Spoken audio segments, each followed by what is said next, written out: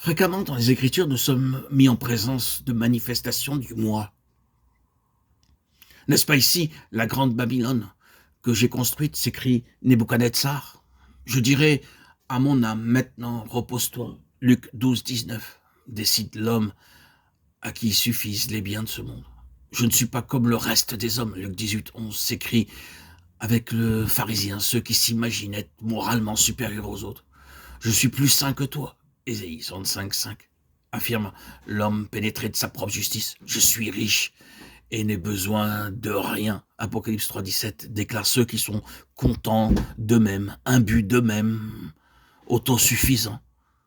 Moi, j'appartiens à Y et moi à Z, disent certains chrétiens de nos jours, comme le faisaient déjà ceux de Corinthe au temps de l'église primitive. Moi, je suis disciple de Paul et moi d'Apollos, et l'apôtre leur reproche d'être encore charnel. 1 Corinthiens 3, 1, 4. C'est leur moi qui provoque les divisions dans l'église de Corinthe. La charte d'affranchissement de Paul, c'est le moi crucifié avec Christ. Cette prédication de la croix suffisait à résoudre toutes les difficultés des chrétiens de l'époque paulinienne. Nous qui sommes morts, tous sont morts. Si vous êtes morts, voilà la constante exhortation de l'apôtre et son constant appel. Voilà la note dominante de sa prédication, celle qu'il ne cesse de rappeler à ses auditeurs ou à ses lecteurs concernant l'attitude à prendre vis-à-vis du péché ou des éléments du monde dans l'Église. Et ceux à qui il s'adressait savaient qu'il vivait ce qu'il prêchait. S'il déclarait avoir été crucifié avec Christ, ce n'était pas pour rechercher en même temps les honneurs ou la première place, bien qu'il eût pu le faire comme apôtre, 1 Thessaloniciens 2,6. Je ne suis rien, écrit-il à ceux de Corinthe. Je suis le moindre des saints, déclare-t-il aux Éphésiens.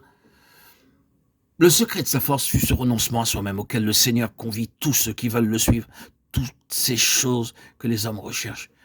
Il les considérait comme une perte en comparaison de la connaissance infiniment plus précieuse de Jésus-Christ, dont il aimait à se dire l'esclave. Crucifié avec Christ, tel est l'enseignement invariable de l'apôtre chaque fois qu'il annonce les résultats de la mort avec le Seigneur. Quelques points qu'il envisage, le calvaire reste au centre. Si loin qu'il pousse ses développements, Paul reste toujours à l'ombre de la croix. Dans sa lettre aux Galates 11-20, l'apôtre emploie un mot grec qui signifie crucifier ensemble. Le même mot est employé dans Romains 6-6. Se crucifier ensemble avec Christ doit être à la base de notre foi.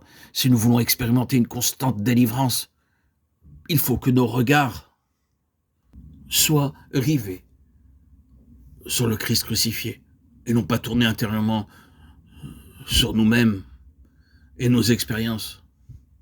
Tout cela est voué à l'échec.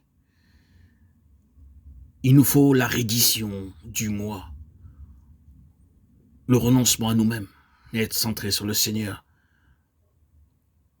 pour enfin vaincre tout ce qui est du monde, de ce monde, et accéder au royaume,